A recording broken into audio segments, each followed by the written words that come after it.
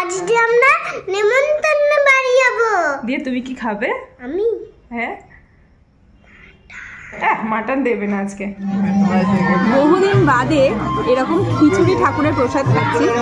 তো ঠাকুরের প্রসাদ নিয়ে আলাদা করে বলার কিছু নেই, জাস্ট অমৃত লাগছে। হ্যালো বন্ধুরা, গুড মর্নিং সবাইকে। কেমন আছো সবাই? আশা করছি সবাই খুব ভালো আছো। আর আমি সঙ্গীতার ঘরের আরও একটা নতুন ব্লগে তোমাদের সবাইকে স্বাগত। তো আজকে হচ্ছে মঙ্গলবার, আর এখন সকালে 11:15 মতো বাজে। রোদ্দুরে পাপা এইমাত্র বেরোলো, এইমাত্র বলতে 10-15 মিনিট হয়ে গেছে। তারপরে একটুখানি হাঁটাহুটি করছি। আর আজকে না মনটা ভালো লাগছে না, কেন বলো তো? সেরকম কোনো কারণ নেই। এই সকালে উঠে যদি একটা রোদ ঝলমলে দিন দেখতে পাই না, তাহলে মনটা এমনিই ভালো হয়ে যায়। কিন্তু এখন বেশিরভাগ দিনই হচ্ছে গিয়ে সকালবেলা মেঘলা মেঘলা মেঘলা, সারাটা দিনই কেমন জানি পুরো মেঘাচ্ছন্ন অবস্থা, অন্ধকার, এরকম একটা দিন যাচ্ছে। এই দিনগুলো দেখতে একদমই ভাল লাগে না। এই ঘরের কাজ মোটামুটি কমপ্লিট। কি বলো তো, বিছানাটা পরিষ্কার থাকলে অর্ধেক কাজ হয়ে যায়, তো সেটা হয়ে গেছে। সেটা রোদ্দুরে পাপাই করে দিয়ে গেছে।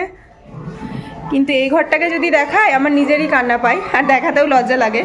এটা সম্পূর্ণভাবে রোদ্দুরের জন্য। আর এখনও জানলাও খুলতে পারিনি। ছেলে আমার খাওয়া দাওয়া করে ফ্রেশ হয়ে, মামা গুড মর্নিং, সে গুড মর্নিং। আর সকালের খাবার বলতে একটুখানি দুধ চিড়েই নিয়ে নিলাম। এই চিড়ে মুরগি মাই দিয়ে দিয়েছে আমার সাথে যখন আমি এসেছিলাম।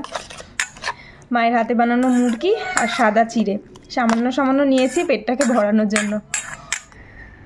আজকে আমার বাবির অনেক দিন পরে একটু দোল খাওয়ার ইচ্ছে হয়েছে। অনেকক্ষণ থেকে বায়না করছে, মা দোল খাবো দোল খাবো। কি হলো? কি হলো? তো হাতিও দোল খাচ্ছে। এটা জানো বাবাই, তুমি সেই ছোট্টবেলায় যখন তুমি একদম বেবি ছিলে, তখন তুমি শুয়ে থাকতে আর আমি দোল দিতাম আর তুমি হাসতে, জানো? এই দোলনাটা রোদ্দুরে পাপা খুব পছন্দ করে বানিয়েছিল। রোদ্দুর হাতে গোনা কয়েকটা দিন মাত্র উঠেছে। এত বেশি কান্না করতো ছোটোবেলায় ছেলে আমার, কি আর বলবো। ম্যাক্সিমাম টাইম কোলেই থাকতো, তো সেই কারণে দোলনাটার আর সৌভাগ্য হয়নি। আজকে আর সময়ের সাথে পেরে ওঠা যাচ্ছে না। রোদ্দুরকে ঘুম পাড়াতে এই দেখো 4টের জল চলে এসছে। বাচ্চাদের মন খারাপের বা জেদের কোনো ঠিক ঠিকানা হয় না। আজকে তেমনটাই হয়েছে। আমার রোদ্দুর খুব একটা জেদি বা বায়না করে না, কিন্তু যেদিন করে ঠিক আমাকে হাড়ে হাড়ে বুঝিয়ে দেয়। আজকে তেমনটাই হয়েছে। কি বলো তো, আজকে সকাল দিকটা মেঘলা ছিল বলে ওকে আর বের করিনি সাইকেল নিয়ে। এবার ওর হঠাৎ করে খেয়াল হয়েছে ও দোল খাবে। এবার ও দোল খায় না বলে দোলনাটাতে অনেক জিনিসপত্র থাকে, সেগুলো নামিয়ে দোলনাটা নতুন করে পরিষ্কার করে দোলনাটা রেডি করে ওকে বসাতে গিয়ে তারপরে বসবে তো বসবে বাবু, মাকে সঙ্গ দিতে হবে, মানে মা দোল দেবে আর ও দোল খাবে। এই করতে করতে তো ঘন্টাখানেক সময় পার করে গেল। তো আজকে রান্নাটাও ঠিকমতো হয়নি। আর আমি স্নান করে বেরিয়ে ওকে খাওয়াতে 2:30 বেজে গেছে। তো জাস্ট ঘুম পাড়িয়ে এলাম। এখন একটু টাইম করে জল ভরছি। জলটা ভরে নিয়ে গিয়ে আবার যেতে হবে ছাদে। জলের স্পিড থাকলে খুব একটা টাইম লাগে না। এই দেখো ভরা হয়ে গেছে। এবার 2-3 দিনের জন্য নিশ্চিন্ত।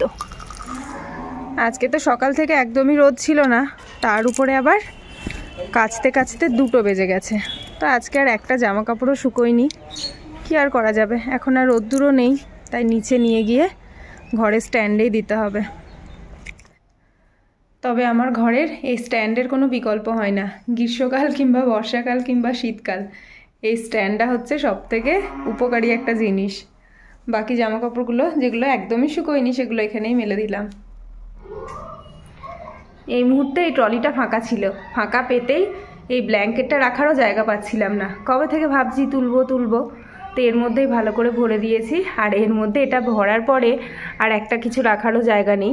যাক, এটা তো ধরেছে, আর এটা বেশ ভালোভাবেই থেকে যাবে, কোনো নোংরা হওয়ার সম্ভাবনাই থাকবে না। এখন একটু চাফি খাবো, তাই জন্য চাটা তো আগে বসিয়ে দিয়েছি। আর এখানে পাউডার দুধটাও নিয়ে নিয়েছি, কিন্তু কফির কৌটো খুলে দেখি কফি গেছে পুরো জমে। এখন খুঁচিয়ে বার করতে হবে। মানে বেশ কয়েকদিন খাওয়া হয়নি, আর পুরো তো ভালো করে বন্ধই ছিল, কিন্তু কি কারণে যে এরকম জমে গেল। এই দেখো কেমন জমাট হয়ে গেছে। আমার 2 কাপ গরম গরম চাফি। আজকে আমরা নেমন্তন্ন বাড়ি যাব। দিয়ে তুমি কি খাবে? আমি হ্যাঁ মাটন দেবে না আজকে। তাহলে চাটা খেয়ে রেডি হয়ে নিলাম, রোদুরও রেডি আর আমিও রেডি, ওর বাবা রেডি হচ্ছে, যাব একটা নেমন্তন্ন বাড়িতে। আর এই নেমন্তন্ন বাড়িটা কিন্তু আমার জন্য খুব ইম্পর্টেন্ট, মানে খুব ভালো লাগছে নেমন্তন্নটা পেয়ে। কালী পুজোর নেমন্তন্ন, অনেক দিন যাবে হলো। হ্যাঁ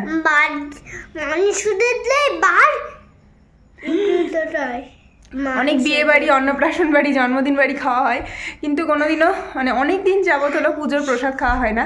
তো অনেক দিন পরে আজকে একটা কালী পুজোর প্রসাদ খাওয়ার নেমন্তন্ন পেয়েছি, তো সেই জন্য আমরা রেডি হয়ে গেছি। এখন 8টা মতো বাজে, এবার বেরিয়ে যাব। আর ঠান্ডাটা খুব একটা নেই, ঘরে তো সোয়েটার লাগছে না, কিন্তু যেহেতু বাইরে যাব তাই একটু তো ঠান্ডা লাগবে, সেই কারণে সোয়েটার চাপিয়ে নিয়েছি, কিন্তু গরম লাগছে, বেশ গরম লাগছে। কি বলো তো, এটা প্রসাদ, তুমি প্রসাদ খাবে তো? তাহলে কালী পুজোর প্রসাদ তো খেতে হয়। বহুদিন বাদে এরকম খিচুড়ি ঠাকুরের প্রসাদ খাচ্ছি, তো ঠাকুরের প্রসাদ নিয়ে আলাদা করে বলার কিছু নেই, জাস্ট অমৃত লাগছে। সাথে রয়েছে গরম গরম বেগুন।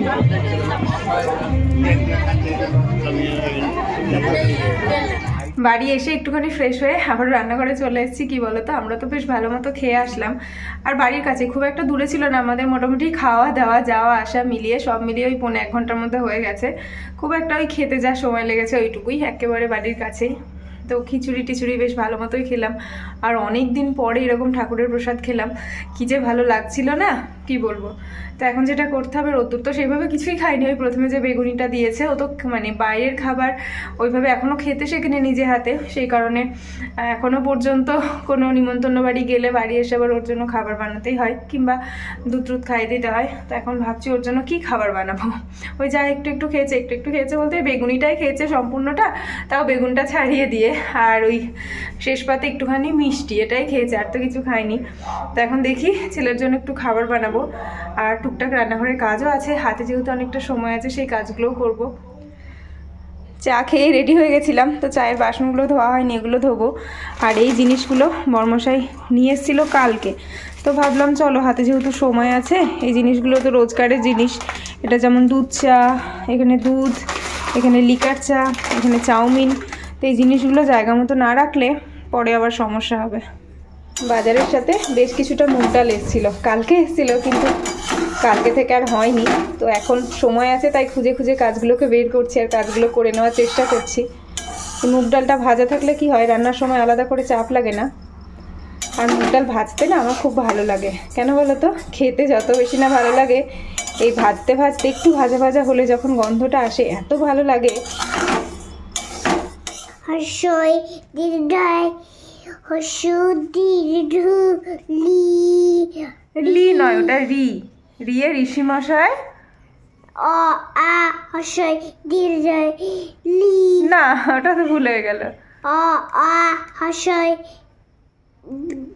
দীর্ঘায়, তারপরে লি, না তুমি এটা বলো, আমি বলছি সেগুলো বলো। অয় অজগরটি, সেতেরে আমটি আমি, খাবো পেরে, হর্ষইতে ইঁদুর ছানা, হয় মারে, ঈগল পাখি আছে ধারে, উঠ চলেছে, টিটুলে দীর্ঘইটি আছে দুলে, ঋষি মশাই, আসেন পূজায়, লিকার যেন লিখবাড়ি ছাই, এক্কা গাড়ি ছুটেছে, ওই দেখো ভাই, চাঁদ উঠেছে, ওল খেও না, ধরবে যারা, ঔষধ খেতে, সে বেলা, মিছে কথা কেউ বলে না, তুমি কখনো বলো না তো। না না, মিছে কথা বললে কি হয় ঠিক হয়, বলো তো, বলো তো, মুখে ব্যথা হবে, ঘা হবে। আজকে রাতে ভাবলাম কাজ একটু কম আছে, কিন্তু না, কাজ কম নেই, মানে কাজ কম থাকলেও এই ছানা আমাকে সেই 10:30 পৌনে 11টা করেই ছাড়বে।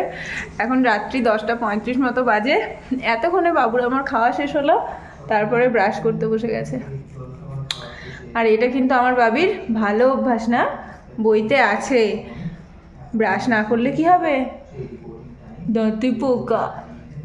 তো সেই কারণে ওকে এখন ব্রাশ করাচ্ছি, আমাদের তো হজম হয়ে গেল প্রায়, আর তো ওকে এখন ব্রাশ ট্রাশ করিয়ে দেবো, তারপরে ঘুমানোর জন্য আবার তৈরি করতে হবে। এক একটা স্টেপে এক এক রকম ওনার নাটক। আর রোদ্দুরের না অনেকগুলো দাঁত হয়েছে, কটা দাঁত হয়েছিল ভাবি? দাঁত না পরিষ্কার আর যারা ফোটা হয়েছিল সেরকম ফোটা হবে। হ্যাঁ সত্যি তো, তোমরাও সবাই ব্রাশ করবে তাই না? তো ভিডিওটা আমরা এন্ড করে দিই, এন্ড করে দাও। তুমি ভিডিওটা ভালো লাগলে অবশ্যই লাইক কমেন্ট শেয়ার করে দিও, আর নতুন ভিডিওর জন্য তোমরা সবাই অপেক্ষা করো। ততক্ষণ সবাই ভালো থেকো, সুস্থ থেকো, গুড নাইট।